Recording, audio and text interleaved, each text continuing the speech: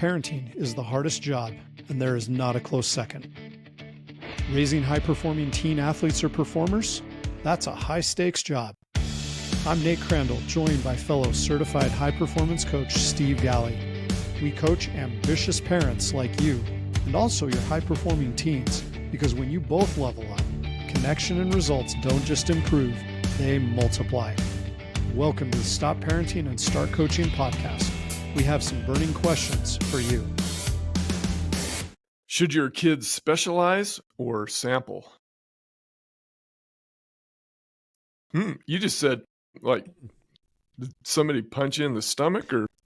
Oh, I love this topic. It's so nuanced and layered. There's so many, I almost feel like I'm sensing a series or something out of this. Anyway, I think that's such a great question. Specializing or sampling. And man, I don't think if we polled all of our parents and we asked them if they were trying to get their kid to specialize, how many do you think would say that they are? That are willing to publicly they're like, admit it? We're trying to get our kids to specialize. I think a low number. I think you're right. I think most people would never cop to that. But if we put body of work on the table, what would that say? I would bet that there's a lot of people that are playing the specialization game without realizing it. You were playing the scientist game there. Put our body of work on the table. Let's go in the lab. You should have worn a lab coat. I should have. I just got my red sweater on. That's you are a smart dude, Nate, and I can't wait till you actually have to wear glasses, because then you're just going to look even smarter. I'm just fighting it as long as I can.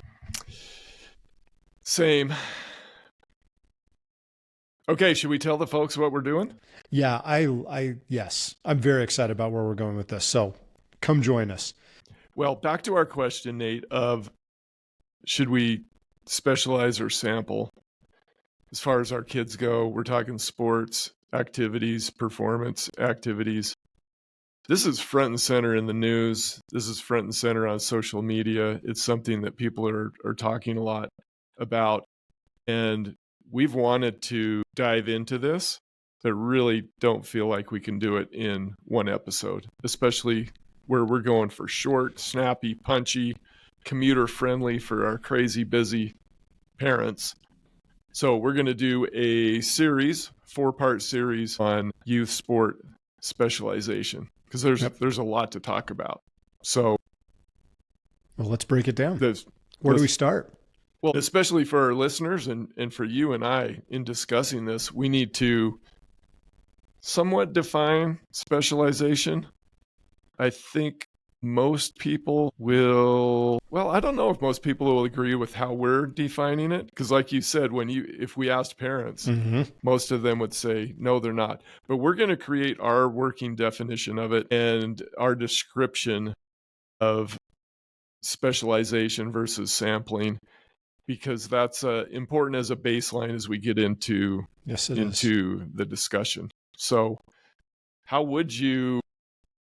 let me start with this question. When did youth sports, and we're going to also have to kind of define youth sports. Why don't we start with that? When I say youth sports. Huge umbrella. Because you say youth sports, and that's everything from your 4th grade or your 4-year-old's soccer team or whatever they're doing, all the way up through high school athletics, the club teams. And so it's a massive umbrella when we call it youth sports. You left out the kindergarten comp teams. I forgot about those. Yeah, my 6-year-old, he's got a travel baseball team he plays for.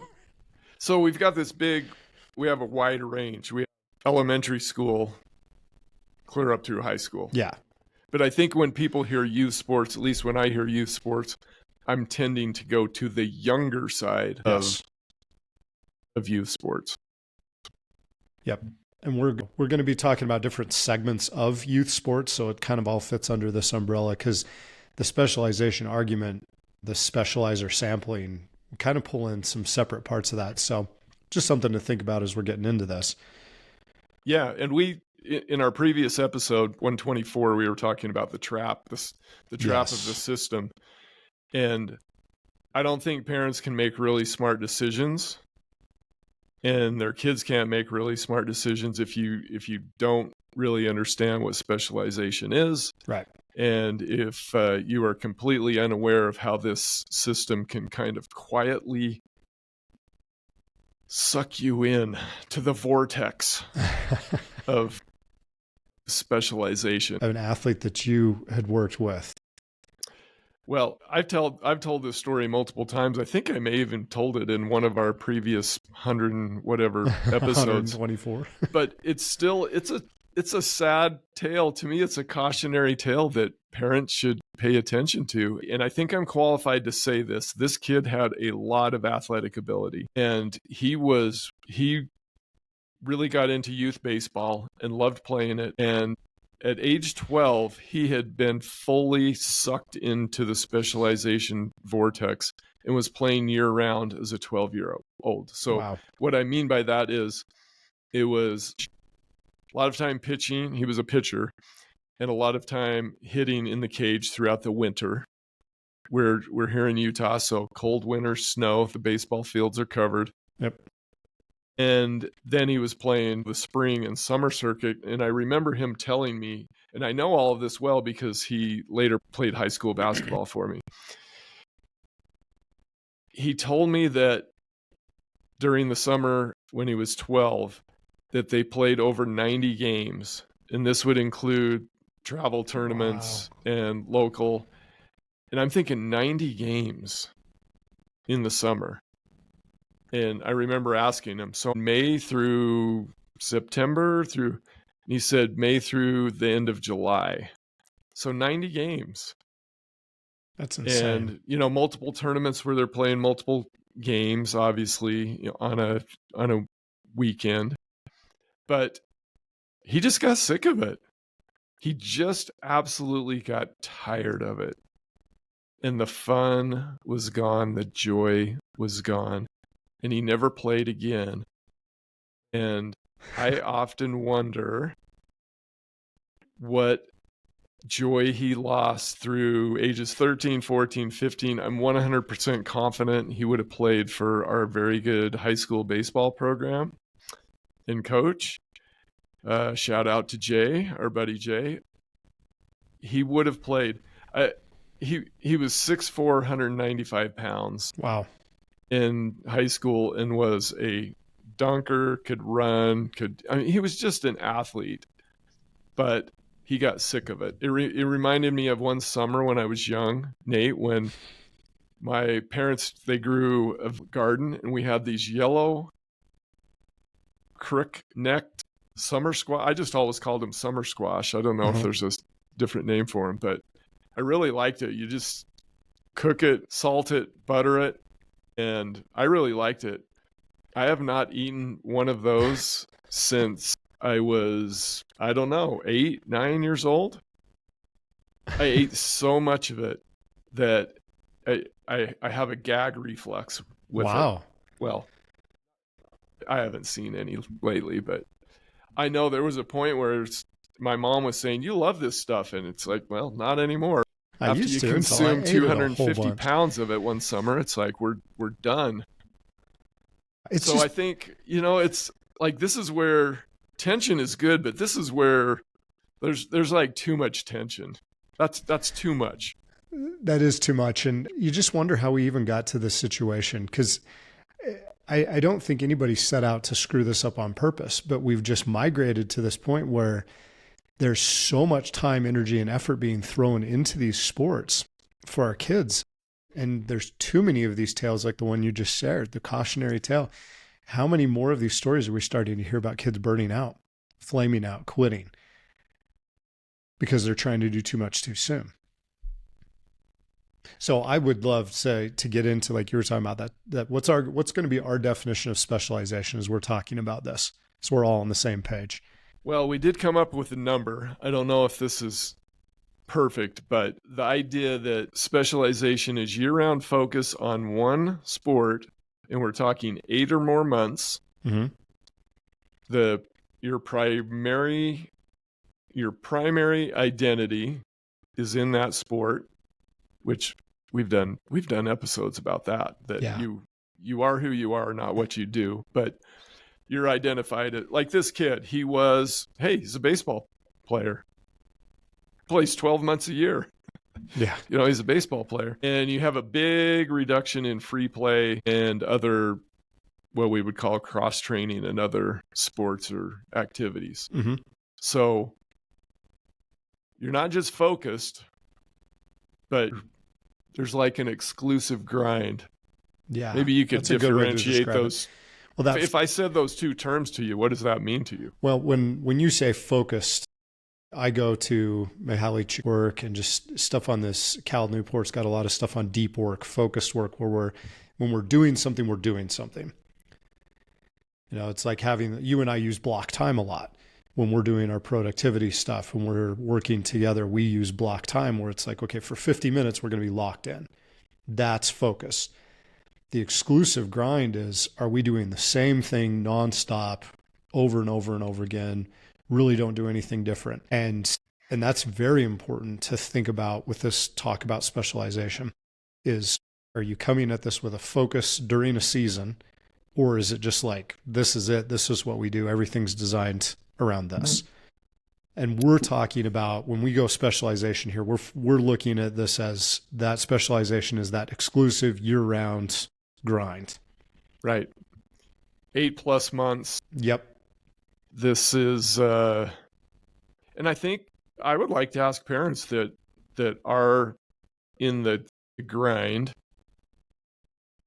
have you seen this hurt your kids? And I almost want to say yet, even though I don't want to invite trouble, I don't want to invite burnout, I don't want to invite injury.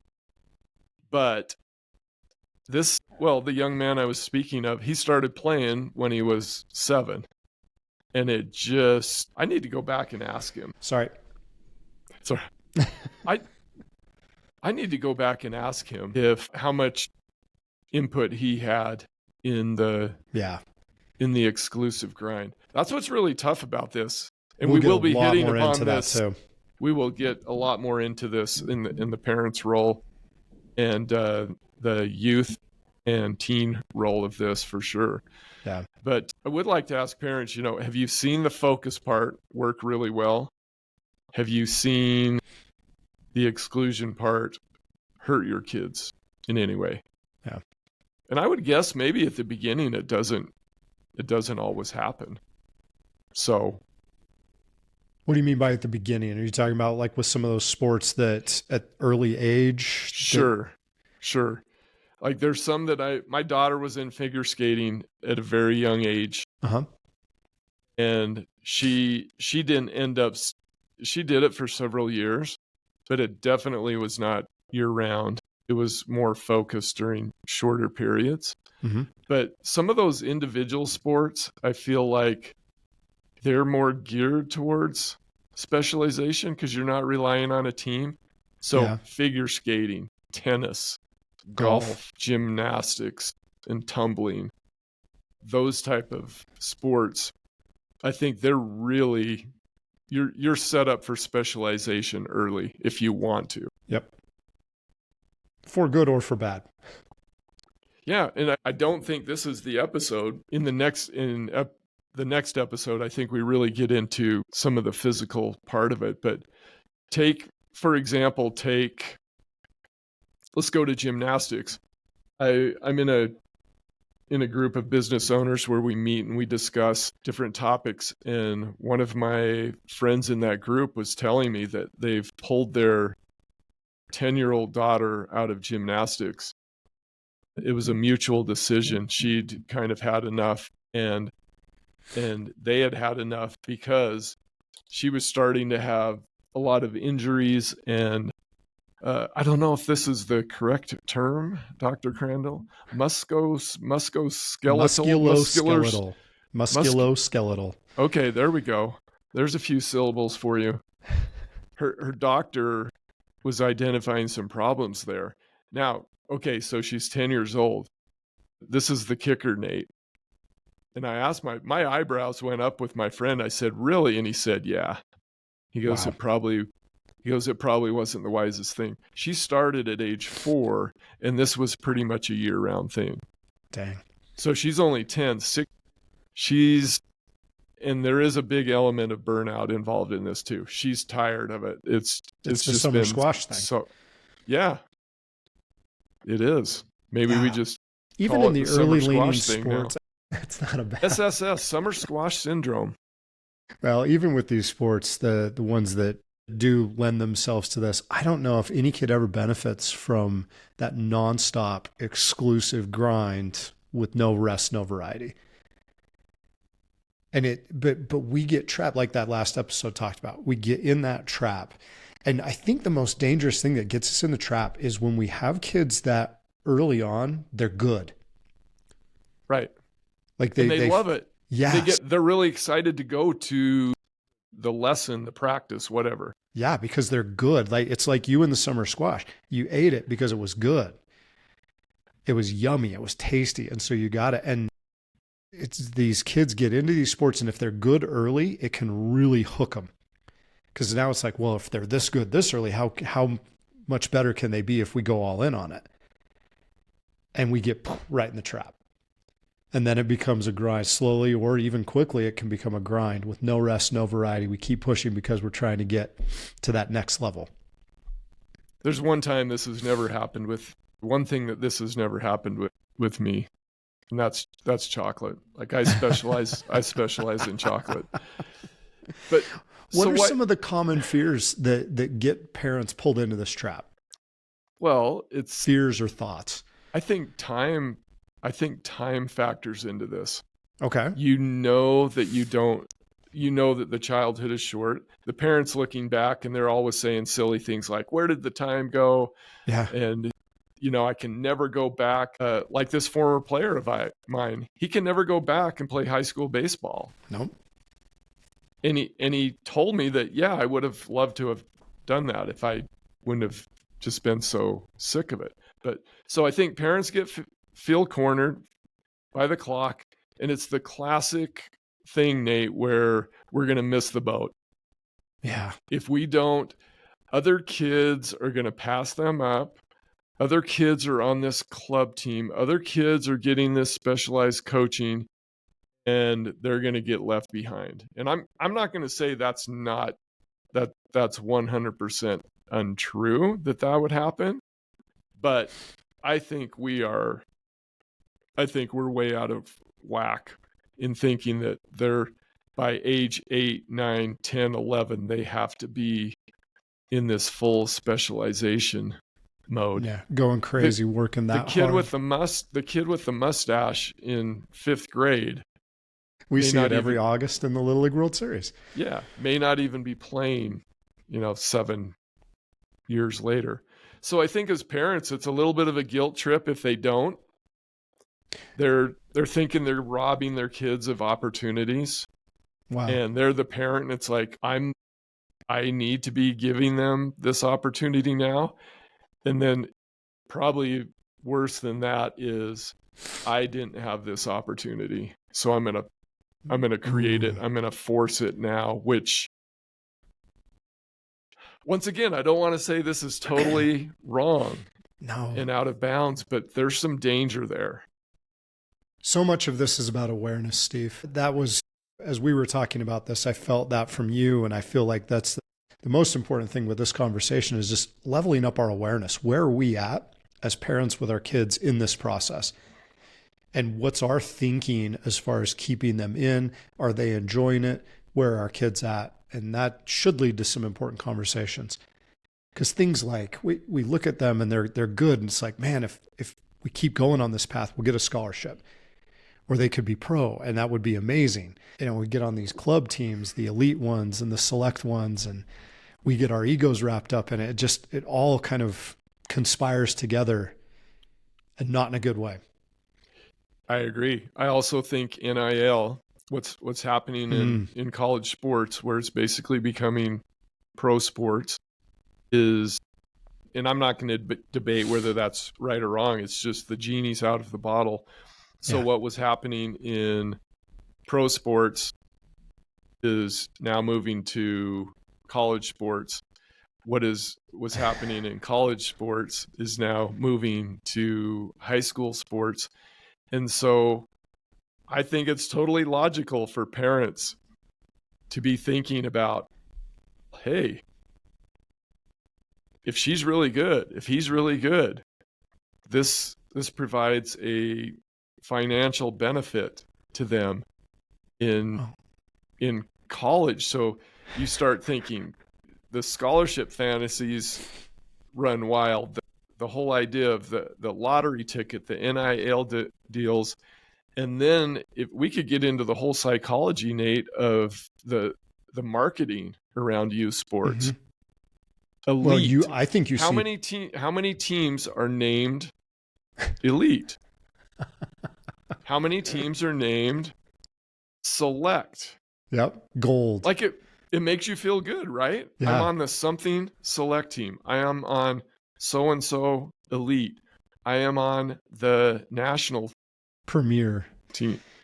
Yeah, premier. And so I would not say these parents are terrible. No. This is part of the system now. They're getting sucked into the system. And they're just trying to give their kids opportunities. Sure. And the system does use fear. It kind of want to keep them scared, so they'll keep spending money. Because one thing you will see out there right now is the debate over the crazy travel sports. And I've been out of high school sports for now 10 years in coaching, Nate. And it's just normal. It's just so normal. Yeah. Kids are on these travel teams. And so if you're just talking a little tournament to go one state away, 2 states away, and you're talking travel, hotel, entry fee, all those things. Youth sports is $1 billion industry now. Yeah. Billions and billions of dollars in youth sports. And people know it. People are making a lot of money off of youth sports. Right. And capitalizing on some of these things. I'm excited to see where this goes over the next few weeks with this. One phrase I want to throw out now that I think is really important to address, and we'll go back to this idea. Hey, guess what? It's okay to play rec ball. What did you just say? It's okay to play rec ball. It can feel that way. In the culture we have, it can feel like blasphemy to say that, but I really think that that's one that I would love to throw out there. One of our why though? It's the less stressed. I mean, I'm coming at this from the adolescent psychology angle. Okay. The stress that our kids is experiencing is off the charts, and we don't fully understand the impact that it's having on them. And unfortunately, with things like this, we just keep adding stress to their plates. And I think rec ball is a great opportunity where it's a less stress environment. They still get to have fun. They still get to experience the sport, but it's not as overwhelmingly stressful for them. So we'll get back into that idea a lot more as we go throughout the next couple of weeks. But yeah, we need to throw out that idea. It's okay to play rec ball. I like it. I mean, it's not always about yeah, this is another one that I think we'll spend some time on. Exposure versus development. I'm looking forward to getting into that one. Yeah. And what's really more important? Is it the exposure? Heck no. It's the development. And there's enough research out there that shows a lot of kids that are really successful are the ones that didn't specialize. They just sampled early on. They sampled. And then they get to the point where their development that they'd gone through meets the right opportunity. And now they explode. Now they excel. But the development happened first when nobody was watching. So it's okay to swim in the small pond for a while. Yeah. Yeah, we're throwing the kids into the ocean when they're 7 years old. We want to be in the big. Yes. And it can be really hard to not do that because if they're good early, man, that's so tempting. Right. They're good early. Well, let's go all in on this. Now, where are we going to go with this over the next few weeks? Like where should our parents expect to go when we go on this journey?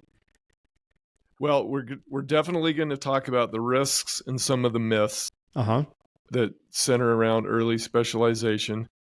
We want to make this really practical. So how can you find your teen's real strengths? And for those of you that have younger kids, I mean, this, even though the ages groups are different and there's definitely some real specific things for both, we're really talking common sense things. Yes. So how can you help I'll tell you one thing is go back and listen to the Karen Somerville episode, who talking about finding your child's constellation of gifts. And that is, to me, that really, if you're focusing on that in the early years, and even if you hadn't, you still can do this in the teen years. And then we're going to get to this might ruffle some feathers, but we're going to finish up the series with an argument for specialization done correctly. Yes. With, please, bold, caps, underline, add text effects, sparkles, whatever, to the done right part. Yes. And helping parents figure out what done right looks like for them, which is the most important thing. That is the most important thing. Yeah. Because our parents, I love the parents that listen to us. They care so much about their kids and they want to do it right. They want to help their kids. They want to bless and benefit. They want to give them opportunities. And all of that's awesome. We have so many MVPs out there listening. And we're trying to bring this out, increase the awareness, and help you get the most out of your opportunities here for your kids.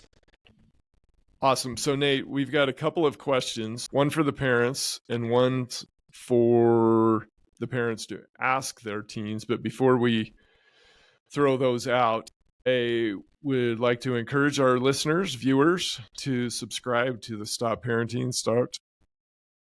Why do I do that every time? It's kind of a tongue twister. I would like to encourage our listeners, viewers, to share this episode with another parent or friend that